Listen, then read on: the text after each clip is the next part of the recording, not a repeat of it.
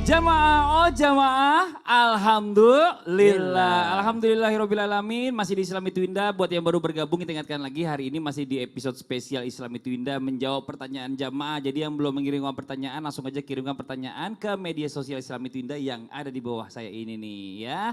Sekarang kita lanjutkan lagi pertanyaan yang masuk nih ya dari Instagram, dari @odita_kunika. Assalamualaikum Ustadz, izin bertanya, gerakan apa saja dalam sholat perempuan yang berbeda dengan gerakan sholat laki-laki? Terima kasih sebelumnya. Nah ini ada sedikit bingung dia, mungkin ada yang berbeda nggak gerakan laki-laki sama perempuan? Ustadz Syam dijawab, mohon izin silakan. Bismillahirrahmanirrahim. Alhamdulillah wassalatu wassalamu ala Rasulillah Sayyidina Muhammad ibni Abdillah. Jamaah yang dimuliakan Allah, kita udah ada sejadah gitu kan. Berarti ada perbedaan. Ada perbedaan. Ada perbedaan. Walaupun jumhur ulama, mayoritas ulama mengambil satu hadis yang sahih gitu. Hadis yang sahih mengatakan, Nabi katakan, "Shallu kama ra'aitumuni usalli." Salatlah sebagaimana engkau melihatku salat. Ada enggak di situ pernyataan Nabi mengatakan, kalau laki-laki lihat aku sholat, kalau perempuan lihat Ibunda Aisyah sholat? Tidak. Tapi Nabi mengatakan sholatlah sebagaimana aku sholat gitu. Sebagaimana kalian melihatku sholat. Berarti tidak ada perbedaan laki-laki dan perempuan. Ini kalau mayoritas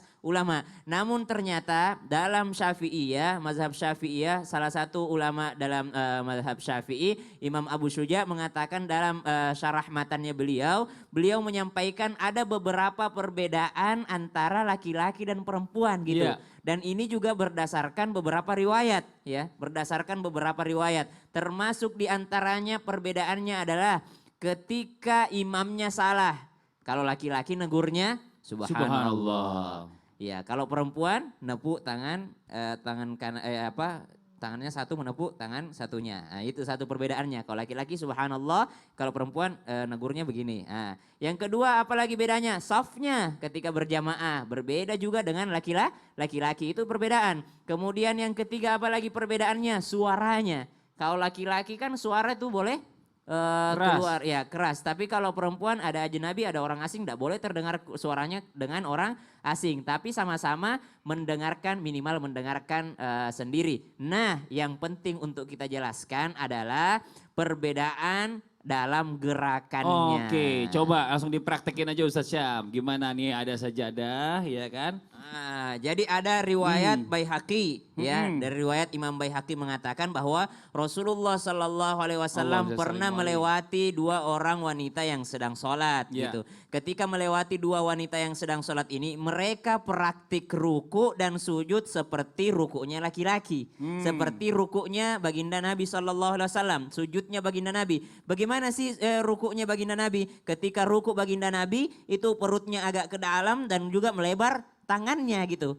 Melebar tangan baginda Nabi SAW. Lalu ditegurlah sama Rasulullah SAW. Ketika sujud pun demikian. Rasulullah kalau sujud ya jauh antara pahanya dengan perutnya. Sehingga bisa lewat yang namanya binatang di bawahnya. Anak kambing di bawahnya. Atau anak binatang lah di bawah Rasulullah SAW. Keangkat gitu. Dan tangannya melebar sampai kelihatan putihnya ketiaknya Rasulullah Sallallahu Alaihi Wasallam. Nah, dua wanita ini mempraktekkan apa yang dilakukan oleh Rasulullah Sallallahu Alaihi Wasallam. Maka Rasulullah Sallallahu Alaihi Wasallam mengatakan kepada mereka, "Idza sajadtuma fa dhamma ba'dal lahmi ilal ardi fa innal mar'ah laisat fi kadzalika karrajul." Riwayat Imam Baihaqi. Kalau kalian berdua sedang sujud, maka kalau laki-laki jauh tangannya daripada melebar. Ini ya kita lihat ya, melebar ya. Membuka ya melebar. Iya. Tapi kalau perempuan janganlah seperti laki-laki agak dirapatkan. Oke, di sini perbedaannya kalau tadi dia ke sebelah sana, nah sekarang yang perempuan dirapatkan. Itu dia. Tapi itu ikhtilaf ulama. Janganlah karena perbedaan pendapat ini kita saling menyalahkan. Karena masing-masing punya yang namanya pendapatnya juga. Betul. Kalau ini dari kitab yang menjadi rujukan orang-orang yang bermadhab Syafi'i. Sehingga ada beberapa perbedaan. Nah, masuklah di situ juga mungkin gerakan takbirnya. Kenapa perempuan itu tidak boleh keangkat sekali? Karena ada auratnya auratnya. Karena perbedaan aurat laki-laki dan perbedaan aurat perempuan. Aurat perempuan ketika sholat apa? Aurat perempuan ya tangan, telapak tangannya sama dengan wajahnya. Harus kelihatan dua-duanya itu. Maka ini yang menjadi perbedaan antara auratnya laki-laki dan auratnya perempuan. Jadi jangan sampai karena gerakan ini, karena permasalahan perbedaan ini langsung saling nyalahin. Tiba-tiba ngelihat perempuan, enggak gitu loh kata Ustadz ini, laki-laki sama perempuan sama loh gerakannya, enggak ada perbedaan. Sallu kama ra'aitumuni usalli kata baginda Nabi, salatlah sebagaimana salatku. Ternyata yang merapatkan tangannya ada juga dalilnya. Dalilnya dari mana? Imam Baihaqi tadi di dalam kitabnya siapa? Syarahnya matannya Abu Syuja yang dipakai oleh madhab Syafi'iyah. Jadi janganlah kita saling menyalahkan dalam hal-hal seperti ini. Ini kan orang kan sekarang ini khilafiyah masalah iya, gerakan masalah udahlah khilafiyah. ya. Udah sholat aja udah bagus ini Masya Allah gitu loh. Ya, Kadang-kadang orang suka mempermasalahkan hal-hal yang. Tapi bagus ketika kita membahas atau mempertanyakan hal-hal seperti ini. Jadi ingat ya Adit ya, ada perbedaan dalam rukun kaulinya. Betul. Ya, kalau laki-laki terdengar suaranya, kalau perempuan ya didengar sama dirinya sendiri. Kemudian perbedaan ketika softnya ya, kalau laki-laki paling utama di depan, perempuan paling pojok itu yang paling utama. Betul. Kemudian ketika berjamaah beda juga softnya. Ketika menegur imamnya beda, menegurnya laki-laki pakai tasbih, subhanallah. Kalau perempuan menegurnya pakai tepukan tangan, bukan tepuk tangan begini, tepuk tangan begini aja ya. Tapi inilah bagusnya, maksudnya gini ya, kan bicara masalah tentang Islam ini ya bagusnya semuanya ada proses. Iya, betul. Gak mungkin setiap orang itu langsung tahu semuanya dalam sekejap, enggak gitu ya kan. Nah makanya ada pertanyaan-pertanyaan seperti ini bagus banget dan ini kita harapkan dari Jamaah Islam itu Indah ya. Untuk bertanya nih apa yang menjadi unek-unek atau mungkin yang mengganjal dalam hati. Langsung aja kirimkan pertanyaan sebanyak-banyaknya. Nah sekarang kita lanjutkan lagi nih Ustadz Syam, Ustadz Abimaki ya. Kita lanjutkan lagi dari pertanyaan dari DM di Instagram nih dari @reni_silva11. Assalamualaikum Pak Ustadz, saya mau bertanya apa benar orang tua yang sudah meninggal bisa masuk arwahnya bisa masuk kepada keluarga. Wah ini kacau nih. Bercerita tentang amanat kebaikan atau menitipkan keluarganya untuk minta didoakan. Bolehkah kita percaya? Mohon dijawab ya Ustadz. Wassalamualaikum warahmatullahi wabarakatuh. Jadi tiba-tiba nih kalau misalnya saya lagi duduk datang kerasukan kakek saya. Terus ngomong kasih petua. Saha eta, saha. Iya aing katanya gitu ya. Nah ini gimana Ustadz Abimaki, mau izin penjelasannya silakan. Saha eta. Bismillahirrahmanirrahim. Subhanallah, yang jelas, yang pasti ya, orang yang sudah wafat itu berada di dalam genggaman Allah Subhanahu wa taala. Qabadallah ruhul ahya wa ruhul amwat. Allah menggenggam ruhnya orang yang dalam keadaan masih hidup, khususnya dalam keadaan sedang tidur, digenggam oleh Allah Subhanahu wa taala, dan orang yang sudah wafat digenggam maksudnya dalam kekuasaan Allah Subhanahu wa taala. Mustahil orang yang sudah wafat bisa kembali ke dunia ataupun bisa merasuk ke wujud seseorang, imam merasuk dengan sendirinya ataupun dipanggil oleh orang. Kadang-kadang bisa begitu. Tolong tahan nafas ya, nanti saya panggil ruh orang tuamu, ruh kakekmu, lalu disampaikan.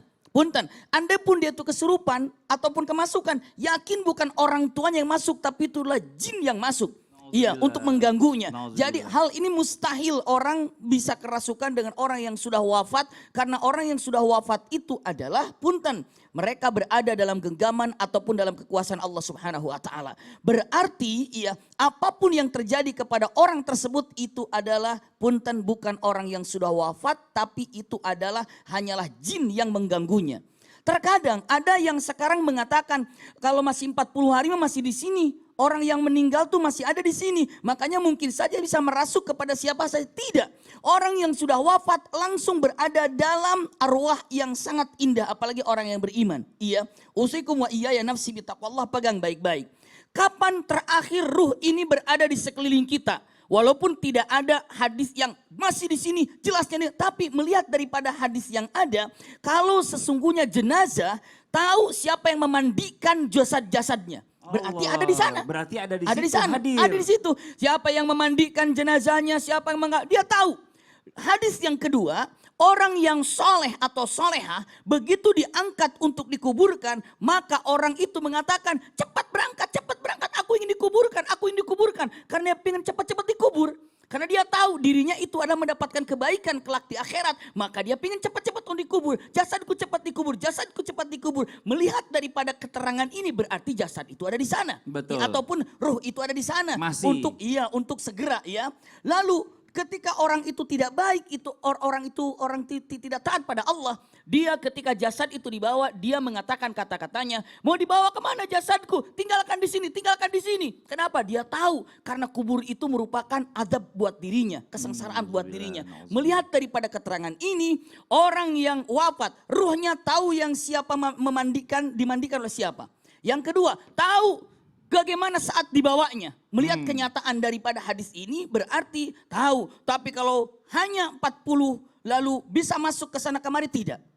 Lalu pertanyaannya, bagaimana kita mengetahui kabar mereka ataupun mereka tahu tentang kita? Wallahu alam. Namun daripada kitab Ruh yang disampaikan oleh Ibnu Qayyim Al-Jauziyah, tapi yang ingin saya sampaikan, ketika kita ini berjumpa dengan orang yang wafat, itu pastikan, punten, berjumpa orang wafat, melihat wujudnya bukan dia.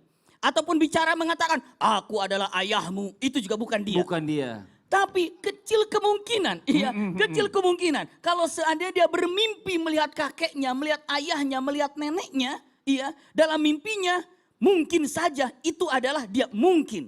Tidak bisa dipastikan. Yang bisa dipastikan yang Anda lihat di dalam mimpi itu adalah Rasul Shallallahu Alaihi Wasallam. Karena kalau kita bermimpi dengan Rasulullah, hadisnya jelas, man ra'ani fil manam laqad ra'ani fil yaqdhah fa inna syaitan la yatakawwanuni, dalam riwayat la yatakawwanu bi. Siapa yang melihat aku dalam mimpinya maka pastikan itu adalah aku, kata Rasulullah. Tapi ketika kita mimpi dengan orang yang sudah wafat, orang meninggal, itu adalah dia, belum tentu. Itu pun bisa dengan itu adalah iblis ataupun setan menggoda, mengganggu apa yang kita dapatkan dalam mimpinya. Maka usikum wa iyaya nafsi bitaqwallah, mintalah pada Allah Subhanahu wa taala. Kalau kangen sama ayah, kangen sama ibu yang sudah wafat, mintalah. Kenapa? Karena ruhnya digenggam oleh Allah. Betul. Mana dalilnya? Allahu yatawaffal anfusa hina mautiha wallati lam tamut fi manamiha fayumsikul lati qada 'alaiha al-maut wa yursilul ukhra ila ajalin musamma. Inna fi dzalika laayatin liqaumin yatafakkarun. Ini Ibnu Abbas mengatakan kalimatnya, qad laqiya ruhul ahya wa ruhul amwat. Bisa saja orang sudah meninggal dan orang yang masih hidup di dunia ketemu hanya lewat mimpi. Itu pun tidak pasti itu adalah dia. Betul. Tapi kalau datang wujudnya, kalau bahasa kerennya bungkelekannya gitu, itu bukan dia. Itu udah pasti bukan. Bukan dia, apalagi mengatakan masuk. Masuk, saya adalah ayahmu. Minta Aing rokok mau misalnya. gitu. Minta jerutut. Iya. Aduh. Jangan-jangan mau beneran. Iya jangan, enggak astagfirullahaladzim. Tapi yang intinya adalah kalau kita bicara masalah tentang tadi ya Mbak, ya itu udah gak mungkin. Kita hanya kemungkinan dipertemukan itu dalam mimpi. Dan itu pun belum pasti itu orang tua kita. Kemungkinan itu adalah juga jin atau mungkin iblis yang menjelma jadi orang tua kita untuk mengasuh kita untuk hal-hal yang tidak baik ya. Nah ini Masya Allah, terima kasih banyak. Kita lanjut lagi pertanyaan yang berikutnya. Ini adalah pertanyaan icebreaker nih ya. Pertanyaannya buat guru kita Ustadz Syam. Ini dijawab singkatnya. Assalamualaikum Ustadz. Allah telah menciptakan manusia berpasang-pasangan ya. Lalu di akhir zaman ini jumlah wanita itu lebih banyak daripada laki-laki. Wanita lebih banyak dari laki-laki. Apakah jodoh wanita bisa dua atau bagaimana? Makin abis dong lakinya ya kan. Udah cuma tinggal dikit ya kan. Dia mau poliandri bisa nggak? Wassalamualaikum warahmatullahi wabarakatuh. Aduh ini pertanyaan benar-benar. Apakah jodoh wanita bisa dua? Oh jangankan dua, bisa lebih.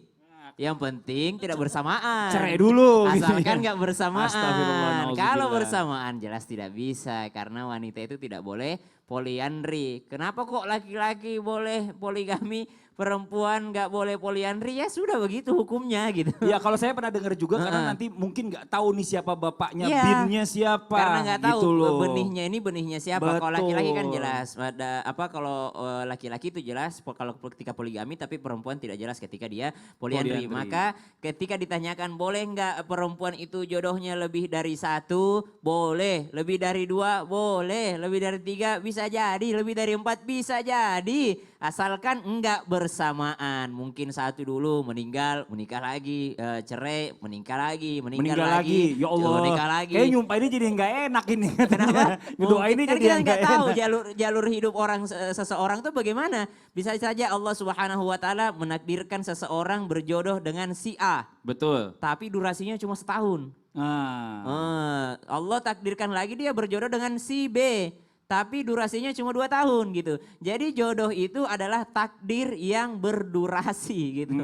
Ada takdir yang abadi. Bagaimana caranya kita jadikan takdir yang abadi? Walaupun misalnya di dunia dipisahkan oleh maut, tapi dia masih bisa sejannah, sesurga. Maka dalam Islam itu bukan sehidup semati, tapi sehidup sesurga. Itulah indahnya Islam. Kalau orang mungkin mengatakan saya nggak mau, pokoknya kita sehidup semati. Tapi kalau dalam Islam orang yang yakin akan yang namanya hukumnya Allah Subhanahu wa taala, di dalam surga ada yang namanya jannatu aden. Jannatu adni yadkhulunaha wa man salaha min abaihim wa azwajihim wa dzurriyyatihim wa ikhwanihim. Surga Aden itu dikumpulkan di sana orang-orang yang soleh. Dari apa? Dari ayah mereka, keturunan-keturunan mereka, dari pasangan mereka berkumpul kembali di surganya Allah bernama Jannatu Aden. Jannah Aden ini tempatnya berkumpul keluarga. Jadi bukan hanya sehidup tapi juga sesurganya Allah. Tapi kalau ditanyakan jodoh itu bisa berkali-kali, maka jodoh itu juga bisa berkali-kali. Dan ini adalah rahasia Allah Subhanahu wa taala. Jodoh bisa milih enggak? Oh bisa. Jodoh itu bisa milih enggak? Bisa. Karena Nabi SAW pernah yang namanya memberikan isyarat bahwa jodoh itu pilihan. Pilihlah wanita karena 4 hal. Cantiknya, hartanya, kemudian nasabnya, dan juga fadfar bidzatiddin, pilihlah karena agamanya. Berarti ada choice dong, ada pilihan dong di sana. Bisa memilih karena cantiknya, karena hartanya, karena nasabnya, dan karena agamanya. Maka pilihlah karena agamanya, engkau akan beruntung. Berarti jodoh itu juga bisa pilihan. Bagaimana Allah Subhanahu wa taala katakan di dalam Al-Qur'an, at-thayyibatu lit-thayyibin wat-thayyibuna lit-thayyibat. Yang baik akan dipertemukan dengan yang baik, yang buruk dipertemukan dengan yang buruk, dikumpulkan mereka. Berarti pilihan. Kalau Anda ingin mendapatkan yang buruk, jadilah orang buruk. Tapi kalau kau ingin mendapatkan yang baik, berusahalah pula menjadi orang yang baik. Memilih di sini. Masya Allah. Jadi ternyata jodoh itu bisa lebih dari satu, Mas Fadli. Iya, jadi buat mbaknya ya, kayaknya mbaknya pasti cantik nih. Mungkin sekarang ini masih muda. Banyak yang mendekati. Jadi boleh nggak kira-kira 2? Iya, jadi Mbak, kalau bisa bingung ya? satu aja sehidup sesurga. Dan itu bahagia dunia dan akhirat ya kan. Ini Masya Allah Mbak, jangan bikin ribet ya. Kita lanjut lagi ke pertanyaan yang berikutnya. Ini masuk di DM Instagram dari hamba Allah. Pertanyaannya, apakah bisa kita nikahi anak tiri kita yang kita piara dan ajak sejak kecil sampai dia dewasa? Soalnya anak tiri ini menyukai dengan sendirinya. Mohon jawabannya. Jadi kita menikahkan nih orang ya, anak tiri ini bisa nggak kita nikahkan nih gitu nih. Mohon jelasannya Abi Maki, izin silakan. Iya, Karena dia yang rawat. Betul, iya. Bismillahirrahmanirrahim. Ada beberapa hal yang di dalam Al-Quranul Karim, itu dalam surah An-Nisa ayat 23 ya. Itu disebutkan beberapa yang tidak boleh dinikahi. Diawali dengan hurrimat alaikum ummahatukum. Terus apa di sana disampaikan wa abnaukum, dikatakan wa akhwatukum, lalu wa ammatukum, wa khalatukum. Nah terus di bawahnya ada dikatakan waraba ibukumul lati dakhaltum warabai bukumul lati ya fi hujurikum, atau di kamar kalian, maksudnya dibesarkan sejak kecil ya. Lalu mengatakan allati dakhaltum bihinna. Lalu mengatakan wa in lam takunu dakhaltum bihinna fala junah alaikum. Saya akan terangkan dengan singkat ayat ini, menerangkan usikum wa iyaya nafsi bitaqwallah begini. Jadi anak kecil ini ataupun anak tiri ini iya, apabila suami ini telah menikah dan telah berhubungan layaknya suami istri dengan ibunya anak tiri, maka anak ini haram untuk dinikahi oleh ayah tirinya abadan, selama-lamanya. Itu dia, ya. Tapi kalau seandainya baru saja menikah, belum menjadikan hubungan suami istri, maksudnya hanya menikah tapi belum melakukan hubungan, maka tiba-tiba tercerai, maka bisa saja dijadikan ini sebagai istrinya. Maka inilah inti dengan mengatakan apabila boleh nggak anak tiri menikah dengan bapaknya, maka jawabannya bapaknya ini pasti sudah menikah dengan ibunya, dan ibunya pun telah layak menjadi istri daripada bapak tersebut. Maka kalau sudah melakukan terjadi sebagai hubungan ataupun layaknya suami istri, wanita ini yang dibesarkan atau dikatakan anak tiri tadi haram selama-lamanya untuk tidak dinikahi. Betul. Ini dia jelasnya demikian. Maka hikmah dari apa yang bisa disampaikan di sini, pegang baik-baik, hati-hati. Jangan ada pernikahan yang diharamkan di dalam syariat. Seperti tadi, ataupun yang paling banyak itu karena mahram, mengerikan sekali. Maka pentingnya kenapa kita harus istikharah. Dalam istikharah itu sholat istikharah bukan hanya Allah memberikan petunjuk dia baik atau tidak baik. Bahkan dalam istikharah bisa menunjukkan ini adalah halal atau tidak halal. Ini pernah terjadi. Punten, satu waktu sahabat kami yang sangat kami sayangi ini, subhanallah dia istikharah. Untuk melakukan seperti itu. Setelah istikharah, ternyata Allah tunjukkan dengan mengatakan baik atau tidak baik. Dia hanya mimpinya itu menggoreng atau sedang menggoreng telur. Begitu dibuka di minyak, ternyata begitu dibuka air. Air dengan minyak gak bisa bersatu. 2 kali begitu, ketiga kali begitu. Lalu bertanya kepada guru ataupun orang yang alim, labib, nasih. Beliau mengatakan, coba cek calonmu itu seperti apa. Bagaimana? Dicek, ternyata pernah satu susu. Subhanallah. Nah Allah tunjukkan bukan hanya matan baik dan tidak baik. Jadi kalau istikharah ini bukan hanya ingin mengatakan dia baik buat saya apa buruk ya. Bukan hanya itu, tapi apa? Hal yang melanggar syariat itu pun ditunjukkan. Sahabat kami ada di Mekah Al-Mukarramah. Itu sudah punya anak 4. Dia bekerja di Saudi Arabia, sudah punya anak 4. Iya. Setelah punya anak 4, mungkin karena dia tidak pulang ke kampung bertahun-tahun. Akhirnya setelah punya anak 4, dia pulang ke kampungnya. Begitu sampai ke kampungnya ketahuan kalau istrinya itu adalah satu susu sama dirinya. Astagfirullah. Subhanallah, dan akhirnya dia pulang menyampaikan, kebetulan yang pulang dirinya saja. Dia sampai ke istrinya disampaikan dengan berat hati kalau kita satu susu. Bukankah dulu ibumu gini, kamu tinggal di sini dulu, bertetangga dengan fulan. Iya, saya pun dulu tinggal di situ dan bertetangga dan saya dititipkan kepada dia. Maka hati-hati seorang ibu ketika dititipkan anak, jangan sembarangan menyusunya juga. Apalagi zaman sekarang banyak banget tuh yang ngasih donor susu, donor ASI. Itu harus banget hati-hati. Aduh. Hati-hati. Ya Allah. Maka apa yang terjadi, dan usikum wa iyaya nafsi bitaqwallah, dengan berat hati orang itu terpisah rumahnya. Lalu anaknya dibesarkan, lalu mengatakan aku tetap setia kepadamu tapi tidak bisa menikah dengan orang lain. Kenapa? Saya setia kepadamu. Dan aku pun setia kepada dirinya, kata si perempuan itu. Akhirnya tinggal berada dalam beda rumah tapi sama-sama membesarkan anak tapi tidak bisa bersatu. Kenapa? Karena sudah tahu ini adalah adiknya atau ini adalah satu susunya. Maka punten, untuk dicek dan hati-hati ketika mau menikah itu mana yang diharamkan dan mana yang dibolehkan. Wallahu a'lam. Ya Allah tuh Mbak ya, jelas ya Mbak ya. Jadi jangan Mbak ya, nggak boleh ayah tiri ini menikahi anak tirinya, nggak boleh. Apalagi sudah bercampur dengan ibu kita. Nah ini kita lanjut lagi sekarang. Kita mau masuk nih untuk menghubungi jamaah yang sudah siap untuk curhat online di rumah. Yang sudah mengirimkan permasalahannya ke media sosial Islam itu Indah. Langsung aja kita hubungi yang bersangkutan. Assalamualaikum, selamat pagi. Waalaikumsalam. Iya Ibu, silakan curhatnya. Gini Pak Ustadz, saya sudah menjalani rumah tangga itu selama hampir 15 tahun. Oke. Nah, dalam terakhir kemarin, suami itu selingkuh Pak Ustadz. Dan menghamili perempuan ini dan sampai mengalami keguguran. Oke. Dan tanpa pengetahuan saya, mereka itu menikah secara diam-diam. Oke. Nah, saya awalnya memang tidak bisa nerima, tapi secara perlahan saya mencoba ikhlas untuk dipoligami sama suami. Tapi setelah setahun mereka menikah, saya itu ditalak 3 kali sama suami. Dan akhirnya saya dicerai sama suami. Di sini posisinya saya kan memiliki anak 4 Pak Ustadz. Dan yang kecil itu baru berumur 6 bulan. Dan suami setelah melakukan itu mentalak saya, dia merasa menyesal Pak Ustadz. Nah dia ingin kembali kepada saya. Nah suami ini punya rencana mau menikahkan saya dengan laki-laki lain. Tapi hanya sekedar untuk diambil nikahnya saja.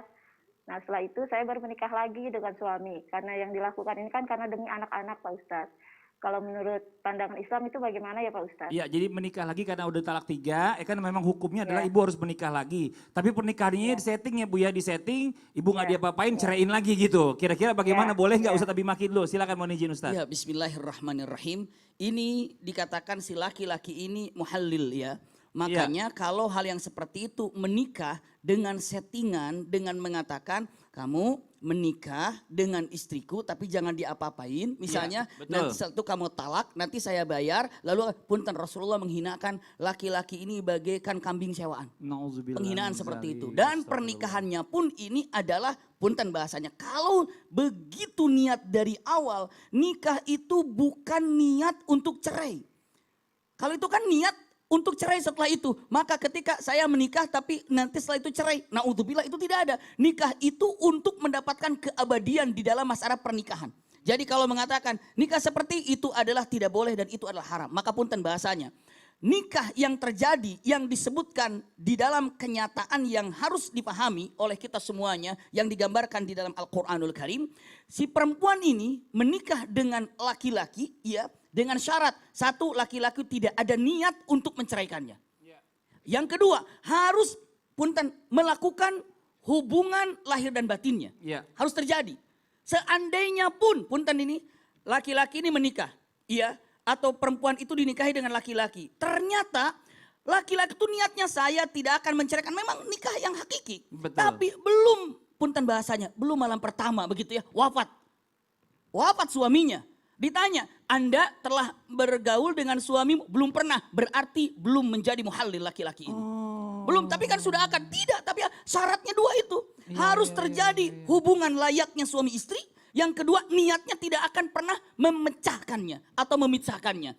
Jadi walaupun sudah niat, tidak akan pernah menceraikannya, tapi ternyata belum sempat hubungan, tidak bisa. Jadi nggak main-main sama talak 3 nih Bu ya. Begitu dia. Jadi sebagai pelajaran buat laki-laki dengan mengatakan kalau sudah talak 3 berarti kalau sudah talak 3 pertama, kedua, ketiga ada sesuatu yang tidak beres. Maka biarlah wanita itu merasakan keindahan dan kebaikan dari laki-laki lain. Astagfirullah. Itu adalah nasihat dari syariat untuk diberikan kepada siapa? Kepada laki-laki agar tidak mudah mengatakan kata-kata. Iya, kalau tadi ibu ini mengarahkan hampir kurang lebih seperti kawin kontrak jadinya Bi ya. Betul, iya, Kawin makanya. kontrak dikontrak kawin 1 bulan gak diapa-apain Betul, diceraikan sampai gitu. Rasulullah mengatakan itu kan seperti kambing sewaan itu. Naudzubillah. Oh, tuh Bu, mungkin gimana Bu?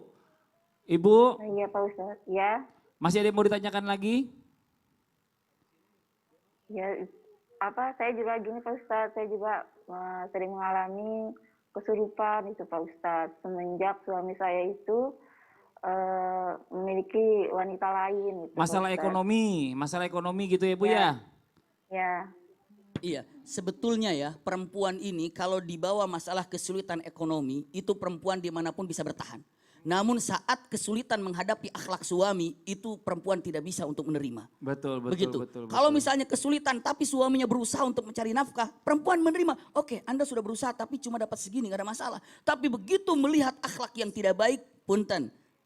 Perempuan tidak bisa menerima ketika melihat suami tidak berakhlak baik. Nauzubillah. Ini Nah, dia. lagi pula kan juga itu masih anak-anaknya suami ya, walaupun gak nikah lagi tetap harus dinafkahin, itu gak main-main. Ibu jangan dimatiin dulu teleponnya ya, ibu tenang dulu ya. Nanti kita sama-sama berdoa buat jamaah Islam Itu Indah semuanya lagi nonton Islam Itu Indah juga yang mempunyai semua permasalahan. Jangan kemana-mana, kita akan berdoa bersama guru-guru kita. Setelah yang satu ini tetap di Islam Itu Indah. Jamaah, oh jamaah, alhamdulillah.